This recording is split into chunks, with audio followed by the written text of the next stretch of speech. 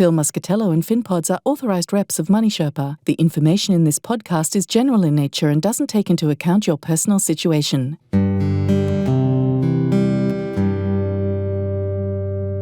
G'day and welcome back to Shares for Beginners. I'm Phil Muscatello. How do you know when it's time to sell a share? When is too soon, or worse, too late?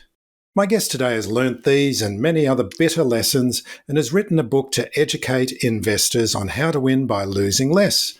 G'day, John. Hi, Phil. Nice to meet you. Good to be here. Nice to meet you as well, and glad to see we're both wearing virginal white. That's right, yeah. I think that's because I haven't actually worn this shirt before, even though I've had it about 2 years. Yeah. No, I'm glad you've debuted on this episode. That's right. John Addis founded Intelligent Investor, a value investing-based research house and funds management business and newsletter in 1998. After selling the business in 2004, he returned as CEO in 2009 and is currently editor-in-chief. John now gets to indulge his favourite interests, the shape and form of words, which we're going to talk about a bit later, investing psychology, the odd, fascinating and frustrating world of macroeconomics, and great stock opportunities. John's featured in The Age and Sydney Morning Herald, Money Magazine, ABC and The Australian. How Not to Lose $1 Million is his first book and possibly his last. Possibly. Why did it take so long to write this book, John? Well, I suppose in terms of picking stocks and how to go about investing, I don't feel as though the world needs any more investment books about how to do it. It's all there. We've produced 3 reading lists over the years, and if you read those books, it'll tell you how to do it. It's not hard to understand the approach that we adopt, which is value investing. The application of it is the hard thing, and that's when the mistakes crop up. And there are very few books written about mistakes because people don't like to acknowledge or talk about their mistakes. So that's why it took so long, because I didn't feel as I can contribute anything original until I focused on the mistakes that we've made rather than the successes. That's great. I think we've converged on the same thing because, as you most probably know, Prashant and I at ShareSite recently produced an event where we talked about investing failures, and we're calling it Success Through Failure, which I'm presuming is a bit like the theme of your book. Completely. Yeah. I think you can't become a success in anything in life without failing. If you have become a success without failing, you probably just got lucky. And failure is really the way that you become successful. So I think if you learn through your mistakes, that's how you become successful. So analysing and looking at mistakes is one of the key things to do. So tell us about your background that led to a career in finance. Were you a finance nerd right from the beginning? It was by accident, really, Phil. I had a degree in economics. I couldn't say that I've ever been entranced with the subject. I feel as though it's a subject area that gets a lot of things wrong and isn't a science in anywhere close to the traditional sense of it. So I got involved in advertising. Initially, I was a copywriter in advertising. I'd always read a lot. I was always fascinated by businesses. I used to read a lot of business biographies and business books, but I really didn't get into investing until I started up the Intelligent Investor. Well, I started up working with a friend of mine who was a stock market analyst, and he worked on a publication called Your Money Weekly by Ian Huntley, which probably some people have heard of. Morningstar now runs that. And when I read it, I just could not understand it at all. I thought this was something that I should be interested in. I was interested in, but I just couldn't penetrate the jargon, the acronyms, the sort of financial ratios and that littered every kind of review. There was no story there. There was no narrative. There was no color. And I always found investing to be a very colorful activity. There's incredible people in investing who are running companies that you come across, good and bad. And these are really human stories, and often successful investments are the result of human endeavor. And there are some amazing stories behind it, but there was never any attempt to sort of reach those stories or present them. So when he approached me with the idea about doing something on our own, that was the thing that brought me towards Intelligent Investor and presenting stock research in a way that ordinary people could understand, didn't make them feel stupid, and could help them become better investors. Did you find that being a copywriter gave you insights into business? I mean, I know what it's like when I'm working in the advertising industry as well, over many years, and that you actually you really have to dive into the story of a company to understand how it operates. Was that the way it worked for you? Totally. I mean, that's the part I really liked about it, like how do companies really sell? This was in the 90s, and I was doing a lot of work in finance, so I did all the print advertising for home equity loans. And to see how they were sold, how you could bring a new concept like a home equity loan to people who didn't think that you could do loans in that kind of way, and to learn how to sell it through the advertising. It was just a great experience, and working on all the different clients from mobile phone companies to Qantas to, it's just a great insight into how businesses work at the sharp end of capitalism, which is the sales and marketing. And it's also a good skill to have in terms of explaining to others what the stories of the companies are, because you can distill the information as a copywriter into 30-second grabs, really. Yeah, you have to distill. And in finance, the people who do write tend to want to show their intelligence and show how clever they are. And that's kind of easy, right? It's easy to develop a big vocabulary, and it's easy to make ideas sound complicated. The simplification is the skill. Like to communicate the same thing without losing any meaning and let that go through, get into people's brains in a way that they can understand. That's a real skill. It's why tabloid journalists are paid more than journalists at the Australian or the Financial Times. Well, they used to be. Yeah. Yeah, they can make it more lurid. That's can make a company story much more lurid. And it's been a lurid year this year as well, hasn't it, on the ASX 200? It certainly has, yeah. So why do you believe that most people shouldn't be managing their own finances? I mean, it's a pretty obvious question because of all of the mistakes that people make, and that's what we're talking about here in the mistakes. What are you seeing as some of these mistakes that give you this idea that they shouldn't be managing their own finances? Because it's hard. It's hard, it's time-consuming, and it's expensive to get good at it.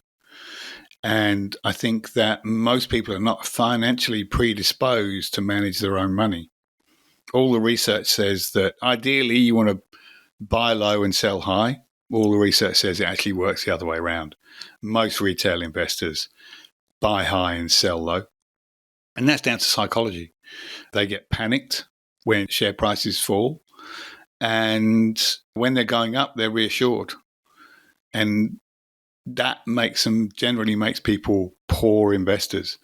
So I think most people should be saving regularly, putting some money into a very low cost managed fund, and don't try and manage the performance. You manage the fees. Pay as low a fee as possible. And when you most feel like selling, don't do it. That's when you recognize all of the losses and when you miss out on all of the future gains. It's that second part that is hard for people to do. But if you can master those two things and you start reasonably early, the power of compounding, which most people understand, will make you very happy in the long run. So the longer runway you've got, the richer you'll be at the end of it. Most people should be doing that. The people I think who do want to manage their own money should be doing it for enjoyment rather than for money. So I kind of treat investing as a hobby almost. I love reading about stocks. I love reading about companies. There are other things that I do, but there's probably nothing that I would do beyond that. If ever I take a bath, I'll be reading about businesses in the bath. When I go to bed, sometimes I read novels, but I often will be reading The Economist or an annual report or something like that. This is a hobby for me. This is like gardening or golf or something like that. If you don't get that fun and enjoyment from it that I do, you probably shouldn't be doing it because it's very demanding on your time and it's very demanding on your emotions. I don't think people actually understand and realise how much time is involved in trying to choose the right stocks to buy. And there is that mentality that they just want a stock pick and this stock pick is going to be a life-changing event for them. Which it might be, but not in the way that they expect. Yes, that's right. So, but then listeners, and presumably listeners listening to this podcast, do want to move ahead into picking their own stocks, their own companies. What are some of the traps that they can look out to avoid? Okay. Well, there are so many. I don't know where to start. Where do we start? I would say that if you're young, you're probably overconfident. If you're young and male, you're probably more overconfident than if you're young and female. And that means that you are more prone to making mistakes than somebody who's much older than you and more experienced. I suppose the best thing that I would suggest is that you will make errors. You need to accept that you're going to make errors. I wouldn't put too much money, like invest money that you can afford to lose, because when you're young, when you're beginning, you've got plenty of time to recover. What you don't want to do is use the money that you've got and blow yourself up. So that means you just follow the normal rules of investing, which is diversify your portfolio, be sensible, and don't panic sell when there's a big crash. Hang on and keep going. But you will make mistakes along the way, and you'll probably castigate yourself for it. So I think I would suggest that the first thing you need to do is not be scared of making mistakes. And when you do make them, analyze them. It's very easy for us to blame other people for our mistakes. That's a human tendency that I think we all have. When we lose money, we need to take responsibility for it. And we need to look at ourselves as to why we made that mistake. And that process is what reveals the value in the exercise of examining your errors. If you're not prepared to do that, you will have to learn that lesson many, many, many times in order for you to get to a point where say, I made this mistake because of X or Y. So being open about your mistakes, being introspective about it, and also giving yourself some time to learn from the loss. You can't sell, recognize a loss, and then immediately know what the problem was. So in the book, when I went back to look at some of the mistakes we've made over the last 20 years, what was most surprising about it is that some that might have been 10 or 15 years ago, because of that passage of time, I saw them differently. I saw them in a different kind of way than what I did at the time. And I'll give you an example. So Timbercore, where we lost almost all our money on that stock, it was a managed investment scheme. And the business kind of was disappeared by the tax office. The tax office just said, no, we don't want these managed investment schemes anymore. And with the stroke of a pen, that business was really gone. It paid financial planners 10% commissions so that you could buy into these managed investment schemes, which grew trees or almonds or some kind of agricultural products, timber. And we thought at the time that we were buying a product that sold, these investment schemes. But what they were really selling was tax losses. And what we didn't realize was that this business could just disappear if the political environment changed. We shouldn't have bought that business at all. And had you asked me what our mistake was 10 years ago, I would have said we misunderstood the business model. If you ask me now, I think it's just one of those things we shouldn't have bought at all, because the business can disappear overnight if a politician or a bureaucrat wants it to. So that passage of time, even if it's just a few months, will change how you see your error. And I think it's a good habit to, when you make a mistake, jot down what you think the reasons are why you made the mistake. Take the responsibility on yourself, and then revisit it every 3 months or so, just to see if you feel the same way about it, and to refresh yourself about the lessons that you took from it. It's interesting, isn't it, that you don't want to lose money. That's the thing that you've got to guard against. And in this case, you've got to identify what that risk is and where the risk may lie. How did that light bulb go on in this specific example? And was this an Australian company you're talking about? Yeah, they're all Australian. Yeah. Oh, actually, there's a couple of US stocks in there, but it's mainly Australian companies, yeah. Yeah. So what was it about this company that you didn't recognise that particular risk in until it was too late? It was the fragility of the business model. There are two or three listed. Could you have seen? We didn't see it. We didn't see it because we got if you'd looked hard enough. If you'd looked hard enough, could you have? We were too close to it. I think that was the problem. We went through the accounts with a fine-tooth comb. We looked at the sales growth. We examined management who were as convinced of the business model's foundations as we were, and we missed the overriding point, which was that this is something that could disappear overnight if the tax office wanted it to. We didn't see it. And we also didn't question the 10% commission that was paid to financial planners to sell that product. Like if you're selling something for 10%, you need to sell something paying a 10% commission. I think you have to question the value of the product. And we kind of missed that too. So there were multiple errors there. And this is what I think investing errors are. They're kind of like air crashes. You know, one thing goes wrong, which leads to another thing going wrong, which leads to another thing going wrong. So there's a kind of compounding errors that creates a disaster. And you've got to unpick it and find every element of those things, because there isn't just one lesson in a mistake. There's probably 5 or 6, but it takes time to tease them out, and it takes courage too. The other thing I'd say is when it comes to errors is it's good to have a way of classifying them. And one of the struggles for me writing the book or thinking about how I might structure it was to how to classify the errors, how to taxonomy, to understand the source of the error.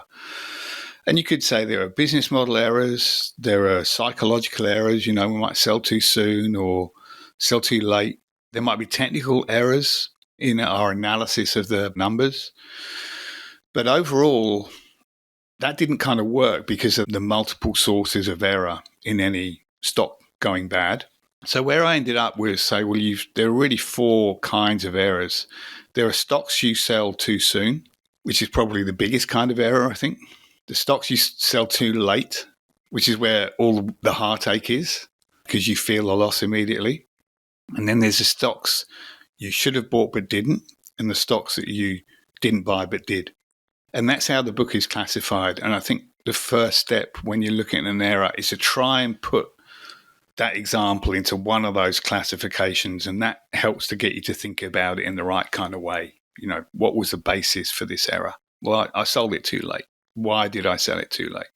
Well, because management was buying and I was confident, and if they're buying, why shouldn't I buy? You know, follow the smart money. That's the start of the error. So, yeah, let's get on to that about when to sell a stock, because that's one of the main questions I hear from listeners, how to know when to sell. Because, you know, it can be the situation where it keeps on going up and should I be taking the profits, or it's going down, when should I cut the losses? What are some of the considerations when making that decision? And sometimes perhaps you shouldn't sell a stock at all. I mean, let's look at Macquarie. Let's look at Macquarie as an example. You know, it's one of those stocks that you look at and you go, well, maybe you should never sell that one. Yeah. Well, it's a finance stock with a lot of leverage, so I wouldn't have a stock like that as a never sell stock. Okay, that's a big question, Phil. I will start with... We like the big questions. I'll start with where I think the big issue is first, which is the kind of stocks that you buy. So most of the mistakes that I've made over the last 25 years have been buying low-quality businesses. And it's possible to buy low-quality businesses at very cheap prices. But because they're low-quality businesses, things tend to go wrong. And in value investing, you have this phrase like catch a falling knife, which is, it looks as though there's value here. You know, we estimate the shares are worth $1. It's trading at 50 cents. That's a 50% margin of safety. That seems like a good bet. But if that's a poor business, that value is maybe declining at 10 or 15% a year, maybe even faster. That's a poor business. The first thing I think a new investor should do is aim to buy high quality businesses.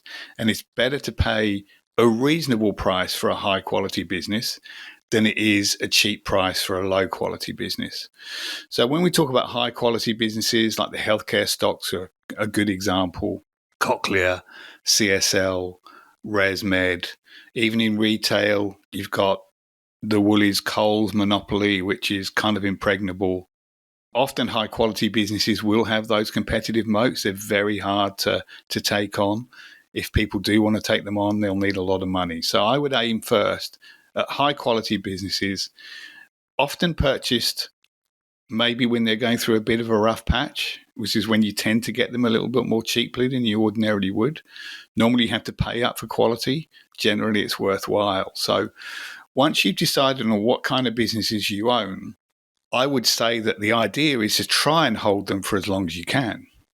And my biggest mistakes have been selling high quality businesses too early.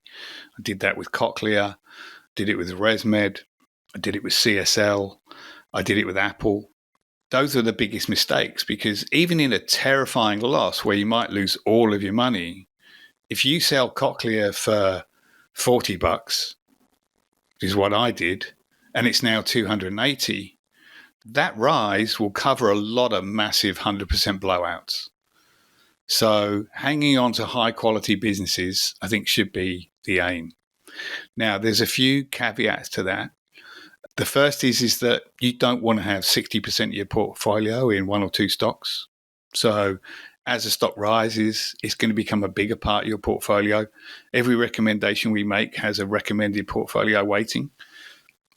Generally, if you're starting out, we recommend investors stick to that.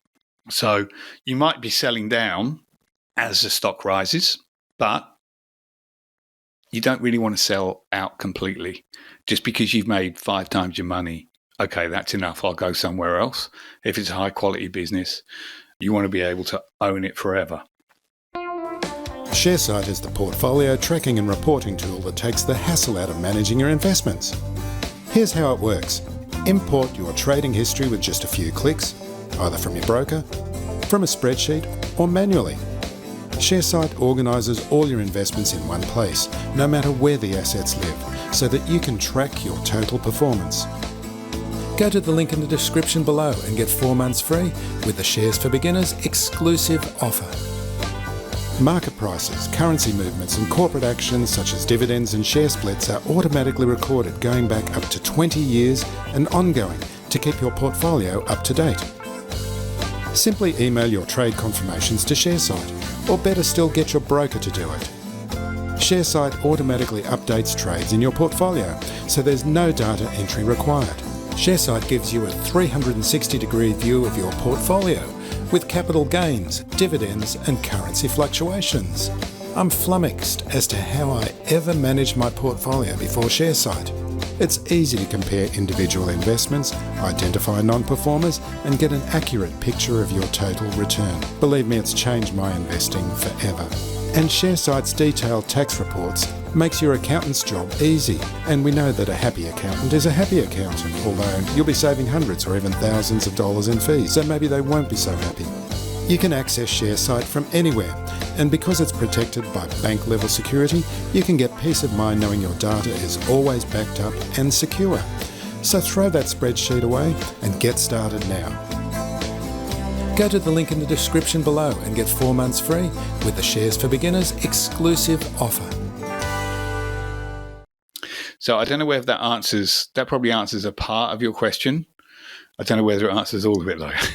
No, because there's so many different ways of looking at it, isn't it? And so many different examples. And yeah. I mean, I always come back to when I joined the Australian Shareholders Association and met one of those investors that's been investing for many years, picking individual stocks, and the idea that you treat your portfolio like a garden. And you let your flowers bloom and you cull your weeds. And it's also done on a very, very relaxed basis. It's not something that you're doing every day. It's just looking at it maybe every quarter or every 6 months and saying, well, this one's not working, this one's working. Let's just, move things around a little bit. What's growing best in the environment that we're in? If you own high quality businesses where good things tend to happen, then you don't need to do much work in the garden, tending to those flowers. It's when you start out, you're often attracted to the big winners. Do you know what I mean? Something that's growing at 10 or 12% a year, that's pretty boring when you're 25. I want something to go up, 100% in the next 24 hours. Which is why the next Afterpay. That's right, yeah. Which is why so many people are investing in crypto, because that kind of thing happens. And I don't think that's if you're going to do that kind of thing, then I think you should be doing it with money that you can afford to lose, not money that's going to sustain you through your life. That's that I would consider that to be gambling. And you only want to gamble with money you can afford to lose. With the high quality stocks that you're talking about, your aim should be to hold them for as long as possible. So there's a big emotional bias to getting rid of a company, even if it's underperforming and even if it's not working, because, you feel like you should be right. You don't want to be wrong. But really, if you're being honest with yourself, you've got to watch out for red flags. What are some of the red flags that you might be able to tell listeners about? Okay. Well, you could probably separate red flags into red flags that are company-based and red flags that are investor-based. And I think the ones that we inhabit, the red flags that we have ourselves, the psychological red flags, are probably the most dangerous. There's lots of them, but I'd say the three main ones are firstly anchoring. So if you've bought a stock at $3 and it goes down to $2 and it goes down to $2 for good reason, you will anchor on that $3 price, and you hear a lot of new investors say, I'll sell when it gets back up to $3, and it never does. That's the anchoring effect. We anchor on the price that we've paid, and that stops us from acting. So I would say that anchoring is a large component to selling stocks too late, because we're anchored on the price that we paid. That will be the first one as investor red flags, not managerial red flags or company red flags. The second one probably would be confirmation bias, which is kind of, I wouldn't say the opposite. It's kind of like anchoring in a way, but in a positive way. So when you buy a stock, you buy it with a sense of optimism. You think the price is going to go up. And when the price does go up, it kind of confirms your thesis as to why you bought it, confirms your idea, the reasons why you bought it. And the problem with that is that confirmation bias causes us to look at information that confirms that we were right and causes us to disregard information that tells us we could be wrong. That's the second problem. So as soon as you bought a stock because you think it's going to go up, and why would you buy it if you didn't think it was going to go up? It leads us to ignore information that suggests contrary to what we thought. I found the best way to deal with that is when you buy a stock is to write down your reasons why you're buying it. Put some approximate figures there in terms of what you think margins are going to be, what you think sales growth is going to be. And if the company doesn't meet those kind of expectations, that should cause you to reevaluate it. And having that stuff written down means that you're less liable to fall victim to confirmation bias. The third psychological aspect, I think, is that humans are primed to act. You know, just sitting doing nothing is not what humans do. We didn't get to dominate the planet by sitting around. You know, we came to dominate the planet by doing stuff. We're primed to act. And that makes holding a stock for 20 years and not doing anything really, really difficult. We feel like we need to act in order to be an investor, when often the most profitable part of investing is doing nothing. That's the hard part. So I would say that predilection for action is something that we all need to address, and we learn the art of sitting still and doing nothing is very, very hard to do. But be zen about it. Be zen about it. Yeah, that's so right. when a good company, you know, it might rise to a ridiculous PER, and you go, oh, that's it, I'm going to sell it. Think really hard about that. And similarly, if a good company it falls 40% and you know it's still a good company, think hard about whether you want to act in that situation too. Often doing nothing is the best course of action. Such a fascinating area, isn't it? I mean, we cover psychology so much on the podcast, but there's never too much learning of that particular aspect, because knowing yourself and knowing what you're trying to do is... That's right. So it's important hard in this space, isn't it? And it's very hard. It's very hard to recognise. It's difficult. It's really, really difficult because it involves a certain amount of openness and capacity for self-analysis that most people lack. You know, it's kind of a learned skill. So when you talk about red flags, taking a good long hard look at yourself. That's right. That's right. So when you were talking about red flags there, Phil, like my mind immediately went to, all right, a red flag is when the CFO resigns and another one comes in and 8 months later they resign. You know, when the MD or the CEO stands up at the AGM and says everything's going sweet, and then 6 weeks later he sells a truckload of stock. When there's a product recall, you know, when there's dodgy accounting practices and they're loading up all of their labor costs, you know, as R&D, capitalizing expenses. There's all of these kind of red flags. So you can find them all over the place. And in fact, most of the stocks that work out well probably have a few red flags. It's the volume of them that you should look at. But we tend to forget about our own red flags. And the only things that it's mainly our psychology that causes us our biggest problems. Well, you just mentioned capitalising R&D. What does that actually mean? Well, if a drug company develops a new drug, there's probably a load of scientists involved. and their salaries can be included as assets rather than expenses. And as soon as you classify, say, a salary as an asset rather than expense, it automatically lifts up your profit. So one of the ways of making your profit look higher than what it really is by capitalizing your research and development costs. Now, R&D is a very flexible term. With a pharmaceutical company developing a new drug, that's very understandable. But there are companies in Australia, there's one that's called SiteMinder that capitalizes a lot of its labor costs, largely IT developers, as assets. And that boosts their profitability, their profit line, by much more than it ordinarily would. It's perfectly legal. There's nothing insidious about it, but it is kind of a red flag, and you need to go through and look at those numbers and work out whether they're real. Is that real R&D expense or is it not? Because a lot of companies can use it as a way of overstating their profits. So, the charismatic CEO trap, and we've just done a recent episode where we've been talking about mineral resources, WiseTech, Qantas. Yeah. So we have covered the charismatic CEO trap, but often these are rock stars, and people are attracted to rock stars, and they're rock stars often because they perform really well for the business. Yeah. How can it be such a trap? Well, this is narrative bias, I feel. So that's another psychological bias that we have. Human beings respond to story far more than they do to numbers. And if you have a very charismatic individual, we're much more susceptible to believe that they will create a great business. And the irony of that is that sometimes the most charismatic CEOs do create great businesses. But there are ones that aren't necessarily as charismatic, but they go on to build incredible businesses too. Don Mej at Domino's, for example, I wouldn't call him charismatic. He's done an amazing job.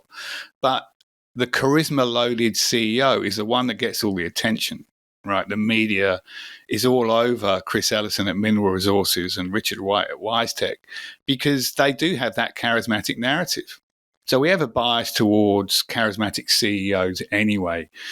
And then as for CEOs themselves, there was a great quote that a friend told me a couple of days ago. I forget exactly the wording, but it was basically about unreasonable people being the kind of people that do incredible things.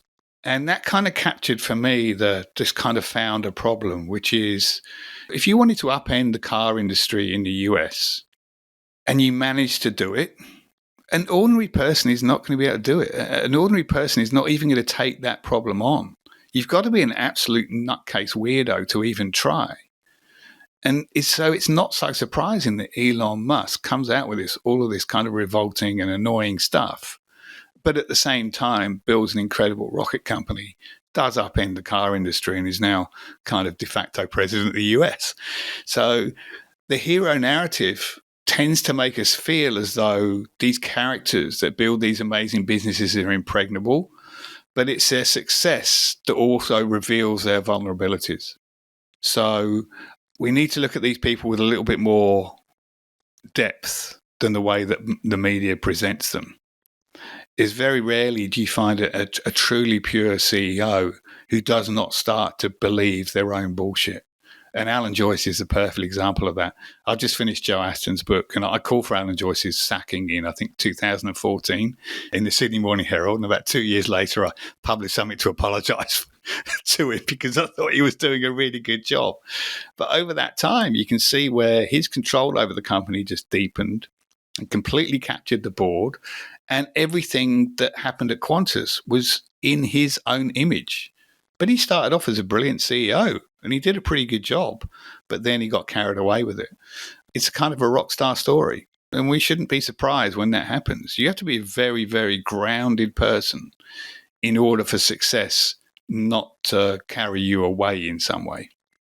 And interestingly, the Australian Shareholders Association's position on these kind of rockstar CEOs is that boards need to have a succession plan in place. So it's often worthwhile looking in to see if they do have a succession plan, because you don't want a company to be dependent on one individual, do you? No, you don't. But in a business that has been built from the ground up, which are often the best investments, where you've got a founder who's got a big chunk of stock, It's inevitable that they will come to dominate. And that's why they're successful, because they have dominated. So there's that kind of transition period where you go from a growth business to something that is a bit more mature.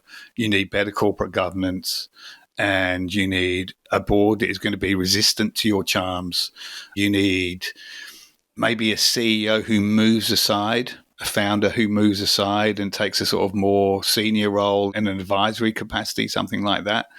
So that change in the business, when it goes from high growth to plateauing and maturing, is when you should really see the structures inside the business change. Often it doesn't happen because the founders are so tied up in their identity with the business that they just can't let go of it. I'm kind of like that. Yeah, that's right, when you found and lead a business like that. Okay, so let's just go through, and sometimes this is a useless exercise, but why do you think it's worthwhile understanding the coulda, woulda, shouldas, the stocks that you should have bought? Well, I do think you have to learn to let them go, right? You shouldn't aim to buy everything that goes up. I mean, it's always that there's regrets, isn't it? It's about the regret that you didn't buy that stock. Yeah. But that's just greed talking, I think. You know, everybody goes, I wish I'd bought Afterpay. There's a chapter on Afterpay in the book. Yeah, and who wouldn't want to own a stock that's gone up 115 times, I think? In a short period of time. Yeah, there's other stocks that have done it, but they've done that over a number of years. Yeah, that was the incredible thing. Like, we could be investing for the next 30 years and there probably won't be another Afterpay. It was just a highly, highly unusual situation, not least because of the pandemic and everybody sort of shopping online and using Afterpay to do it, and also being given free money. So Afterpay has never made any money. It's owned by Block now. And I looked at the accounts a few months ago. You still can't, they don't break it out. So you can't tell whether Afterpay makes money now. I suspect it doesn't. But yet everybody still wanted to own it just because it went up 100 times. And that's a mistake. You should want to own profitable businesses that are sustainable in the future. When you say, I want to own something, get 100 bagger as it's called, yeah, they're nice. That's great. But the act of seeking something that goes up so much leads you into areas that are going to cause you problems. It inevitably takes you into something more speculative. Trying to find the next Afterpay, which is a favoured media headline, is probably going to bring you undone. It's got much more chance of losing you a load of money than making you a load of money. So I think you've got to let those companies go. But there are companies that I should have bought but didn't. And Meta is one example. It would have been Christmas 2 years ago, I think. I spent my Christmas break going through Facebook or Meta annual reports, increasing my disgust towards Mark Zuckerberg, but just being amazed at the strength of that business. I mean, he was sitting before Senate inquiries. He was getting lambasted in the media. The politicians were ripping him apart. And meanwhile, in the background, Facebook's advertising business just kept on churning and churning and churning. WhatsApp usage was continuing to grow and still doesn't feature any ads. Instagram was going well. TikTok was up and coming, but they're really good at stealing other people's ideas and making sure they don't grow as quickly as they probably should, which they did with TikTok and they've done with other products as well. And it was trading on a single-digit PER. I think it was on a PER of 9, and I didn't buy it. It's probably one of the cheapest high-quality stocks I'd seen, and I didn't buy it. And there was 2 lessons from that, you know, when you're thinking about stocks that you didn't buy but should. There's a kind of pile-on effect in the media. You can see it with Chris Ellis at Mineral Resources, to a lesser extent with Richard White. But there was much bigger pile-on effect with Mark Zuckerberg. When a story is constantly in the media, and it's often a person focus rather than the company focus, that often creates opportunities. You know, if you see somebody's being taken apart in the media day in, day out, and every week or every month there's a new aspect to the disaster, that is often an opportunity. If it's a high-quality business with reliable earnings, reasonable growth, it's normally a good situation. So that would be the first lesson, to look at your failures. In that respect, you can learn something from them. The second aspect is that it helps you recognize what quality businesses look like and what they don't look like. So looking at stuff that goes up that is low quality is useful. and high quality, it's useful too. It helps you recognize those features of a business that can make you money over the longer term, help you recognize the next one. So I think that exercise is quite valuable. Like, why did I miss out on that? What was it I missed about Facebook that stopped me from buying it? That's a useful exercise. So what's your interest in the shape and form of words? And does it have any bearing on investing? Well, I think it should have a bigger bearing on investing. I really don't like that phrase. I don't know who came with that. Well, it's probably me who wrote that. But well, as a former copywriter, obviously, you are interested in the shape and form of words. And I am. How much meaning that they actually have when I find that we use words so glibly. Well, that's right. That's right. But they actually do. They're very much more solid than we often consider. Yeah. I think that language is often used to deceive rather than communicate, especially in finance. And I don't think that deception is necessarily deliberate, but there is a kind of deliberate obfuscation in the jargon that finance uses. So language that is accessible, that has a humanity to it, that uses short words rather than long words, that is not showing off, but communicates in a straightforward, economical way, I think has real value. George Orwell wrote a lot about this in The Politics of the English Language. So that will be the first thing, clear language, jargon-free, show somebody who is willing to communicate their view without any of the fluff that normally goes with stuff in finance. It's not about talking to your peers. It's not about trying to seem smarter than you really are. It's not about showing that you're a member of the profession, which a lot of people in finance do. A member of the priesthood. Yeah, that's right. That's exactly what it is. I mean, George Bernard Shaw who said every profession is conspiracy against the laity? Like, finance is incredibly guilty over that. And the reason why they do that is to make you feel stupid so they can charge you a higher fee than what they should. The industry is like 100 times bigger than what it should be, really, because people, when they read the stuff that we produce, not we personally, I mean, we as an industry produce, people tend to go, God, that sounds really complicated. I better pay somebody to do it because I'm never going to understand this. And that's the point. That's the point. It's to obscure the fees that are being charged, I think. Anyway, so that's the first thing. The second thing about the value of the written word, and I've seen this in a lot of analysts that I've employed over the years, is that if they can't write like just 300 words on how a company makes money in a way that makes sense to me or makes sense to my kids, or friends who know nothing about finance, I've often found that they don't really understand the company themselves. And I find that when I write about a company, that's how I arrive at the view. The act of writing something down brings me to a conclusion about the thing I'm writing about. Was it Anais Nin who said, I write to find out what I think? I think there's an element of that in the art of writing about investment. If you can articulate a view or articulate some thoughts, then you kind of arrive at your view as a result of that articulation. That I find is the value of writing in finance, and not enough people do it. And when you ask people to write, you see how confused they are about the situation they're talking about. Yeah, it's the value of the liberal arts education, right. isn't it? That's right. Is often seen to be a path to fluff. Yeah, a path to poverty. Well, that might be true. But it actually can help you to riches as well. That's true. That's true. So, John, remind listeners of the title of the book and, of course, where they can find it, which I'm assuming is in all good bookstores. Yeah, hopefully. It's called How Not to Lose $1 Million, Win It Investing by Losing Less. It's got 11 case studies in it. There's also 4 or 5 short essays at the back on some of the things that I feel strongly about in investing. And hopefully it's written in a way that new investors can understand. There's some nice stories in there. I hope you can take glee from all the money I've lost on the stocks that I write about. And hopefully people can learn something from it too. And I think for investors who, are hesitant about investing their own money, it's a good thing to read because you can find out how hard it is. You can see what's involved. And then you'd be in a better position to see whether you do want to do it yourself or whether you want to pay somebody else to do it for you. John Addis, let's hope it's not the last book. Thank you very much for joining me today. Thank you, Phil. It's been a pleasure.